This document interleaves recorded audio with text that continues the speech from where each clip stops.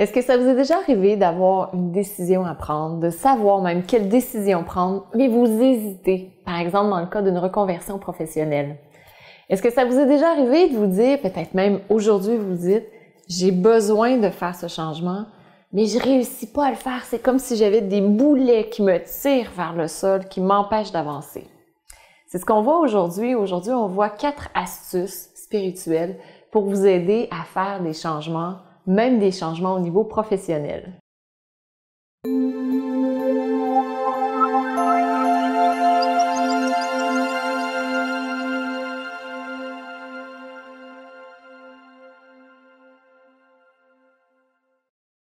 Namasté. C'est Maryse, fondatrice de Diva Yoga et de Diva Positive. C'est un grand plaisir de vous retrouver aujourd'hui. Et ce que je vous invite à faire tout de suite, c'est si vous aimez cette vidéo, cliquez j'aime sous la vidéo, partagez-la avec vos amis, avec vos copines, parce qu'en partageant cette vidéo, il y a peut-être une personne autour de vous, ça pourrait changer sa vie. Et aujourd'hui, j'ai une question de Myriam. Myriam a comme difficulté qu'elle s'attache de grands boulets aux pieds pour ne pas me lancer dans le changement professionnel. J'ai de bonnes excuses pour ne pas faire ce qui est important pour moi. Ce commentaire que j'ai reçu de Myriam m'a beaucoup touchée parce que j'ai moi-même vécu une conversion professionnelle. Donc, j'étais expert comptable, comptable professionnel agréé et je suis maintenant entrepreneur, prof de yoga sur Internet. C'est complètement différent. On est vraiment dans deux mondes. Avant, je travaillais dans le contrôle interne. Maintenant, je travaille avec la vidéo, avec les gens. Je suis là pour les aider à grandir spirituellement. Puis, je sais à quel point c'est difficile de faire des changements, surtout des changements importants comme ceux-là. Puis pour moi, c'était la spiritualité qui m'a le plus aidée. Lorsqu'on a besoin de faire des changements, on peut aller puiser dans différentes sources d'énergie. Donc, il y a 4 sources d'énergie. L'énergie physique, énergie émotionnelle, énergie mentale, énergie spirituelle. Et dans ce cas-là, c'est vraiment l'énergie spirituelle qui est la plus forte. Et j'ai 4 astuces que je veux partager avec vous pour pouvoir vous aider à prendre des décisions qui sont en lien, qui sont alignées avec qui vous êtes.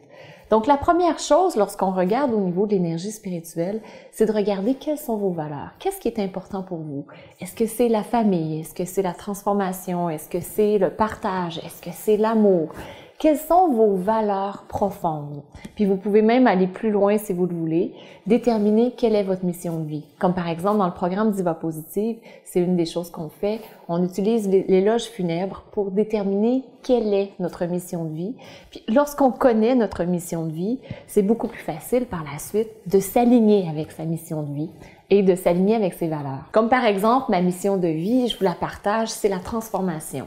C'est de me transformer moi-même, de devenir toujours de plus en plus la meilleure version de ce que je peux être et d'aider les gens qui veulent le faire, de se transformer pour devenir les êtres spirituels et matérialiser, manifester dans le monde qui ils sont vraiment. Donc ça, c'est ma mission de vie.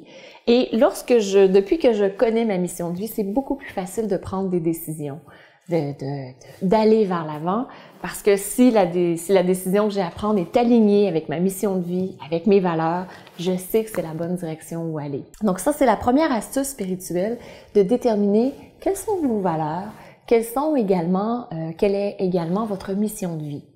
La deuxième astuce que je veux partager avec vous, c'est l'importance d'être intègre avec soi-même. Donc, une fois qu'on connaît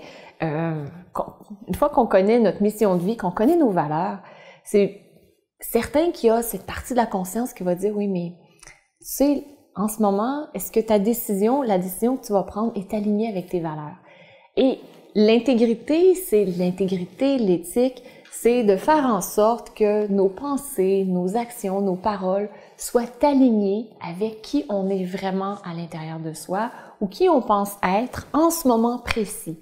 Donc, c'est très important. Si je pense que ma mission de vie, c'est la transformation, quelles sont les paroles, quelles sont les paroles que je peux dire, les pensées que je peux cultiver, quelles sont les actions que je peux faire pour être intègre envers moi-même et aussi pour manifester cette éthique et aller et manifester ma mission de vie.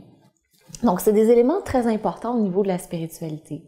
Et une fois que je sais ce que j'ai à faire, donc c'est à partir de ça qu'on construit un plan d'action, qu'on détermine quelles sont les actions à faire. Souvent, on veut tout faire dans le premier 5 minutes. Non, on veut tout faire dans le premier mois. On veut que on a comme une pulsion, puis on se dit, j'en ai assez que de me sentir de la façon dont je me sens, je veux que tout change tout de suite. C'est un peu d'apprendre à vivre avec cet inconfort. Puis ce qu'on fait sur le tapis de yoga, lorsqu'on regarde des postures un peu plus longtemps, comme on le fait entre autres dans Souple, Active et Sereine, lorsqu'on reste dans des postures un peu plus longtemps, on apprend à vivre avec un inconfort musculaire, à vivre avec un inconfort mental, émotionnel aussi, parce que parfois on voudrait juste sortir de la posture. Mais ces postures qu'on pratique, ces états d'être, le fait de rester dans un inconfort sur le tapis de yoga, lorsqu'on arrive dans notre vie par la suite, on peut rester dans cet inconfort. Si je prends à nouveau mon exemple personnel, lorsque j'ai décidé de quitter mon emploi, de quitter le gouvernement fédéral pour devenir entrepreneur, j'ai décidé de le faire au mois de mars. Puis, il y avait des programmes qui étaient offerts à travers avec mon employeur, qui commençaient à être offerts pour que les gens, pour mettre à pied certaines personnes. Et moi, j'ai dit, moi, je voudrais partir. Mais dans le ministère où j'étais, dans le département où j'étais, dans la section où j'étais, ils étaient en pleine croissance et surtout, ils laissaient personne partir. Donc, ça a été plus difficile. Ça m'a pris 6 mois avant de pouvoir finalement quitter le gouvernement avec les avantages auxquels j'avais droit. Mais pendant ces 6 mois, c'est là où j'ai le plus pratiqué ce que j'avais avant pratiqué sur le tapis de yoga. La capacité de rester dans un inconfort, la capacité de me dire, je continue dans la direction où je veux aller, c'est important. J'ai besoin de continuer à faire ce que je fais de façon professionnelle, même si j'en ai plus envie. Et par la suite, au mois de novembre, lorsque ça s'est terminé, j'ai pu devenir une entrepreneur à 100% tout mon temps et à continuer à grandir dans cette direction. Donc, ce que vous apprenez sur le tapis, les petits pas, l'inconfort dans lequel vous vivez, vous pouvez par la suite l'exporter, l'amener dans votre vie. C'est là où vous avez le plus de bienfaits. Donc, faire des petits pas par la suite.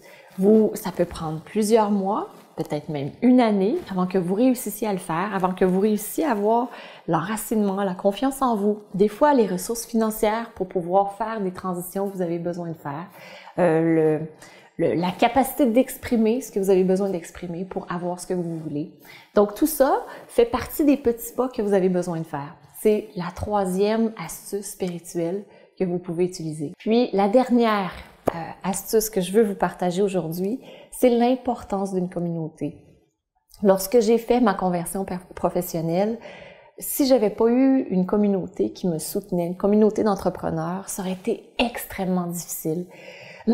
Avec Diva Positive, ce qu'on a créé, c'est une communauté de plusieurs centaines, presque milliers de personnes qui se soutiennent, qui ont un objectif, qui sont dans la spiritualité et qui s'encouragent à aller dans cette direction. Puis, la communauté va faire toute la différence. Les 5 personnes avec qui on passe le plus de temps, on devient un peu la moyenne de ces 5 personnes. Et lorsque vous allez chercher une communauté qui est forte, qui vous ressemble, qui a un peu les mêmes objectifs, les mêmes envies de changement, de transformation, les mêmes envies de se transformer intérieurement, ça vous aide, ça vous tire vers le haut pour pouvoir faire les changements que vous avez besoin de faire dans votre vie. Donc, ces 4 astuces vont vous aider à vraiment grandir, à continuer, à aller dans la direction où vous voulez aller pour faire votre conversion professionnelle, votre reconversion professionnelle. Et ces astuces s'appliquent que ce soit un changement professionnel ou même un changement personnel, parce qu'on retrouve les mêmes choses, on va voir notre mission de vie, quelles sont nos valeurs, quelle est notre intégrité, comment on est aligné, faire des petits pas et par la suite avoir une communauté qui nous soutient, une communauté idéalement consciente, une communauté spirituelle. Si vous voulez aller plus loin, vous pouvez ici télécharger les 3 secrets pour devenir positif. C'est un superbe PDF et en plus de ça, vous aurez par la suite d'autres vidéos qui vont vous être offertes pour pouvoir vous aider à continuer à être positif parce que l'état d'esprit dans lequel vous faites vos changements est essentiel. Si vous avez un état d'esprit dépressif, évidemment, ce sera très difficile de faire des changements. Si vous avez un état d'esprit positif, enthousiaste, ce sera beaucoup plus facile de voir les changements se produire dans votre vie. Donc, je vous souhaite une magnifique journée.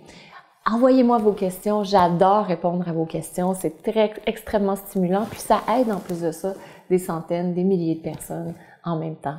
Je vous souhaite une magnifique journée. Je vous embrasse et on se retrouve quand? On se retrouve jeudi prochain. Namasté.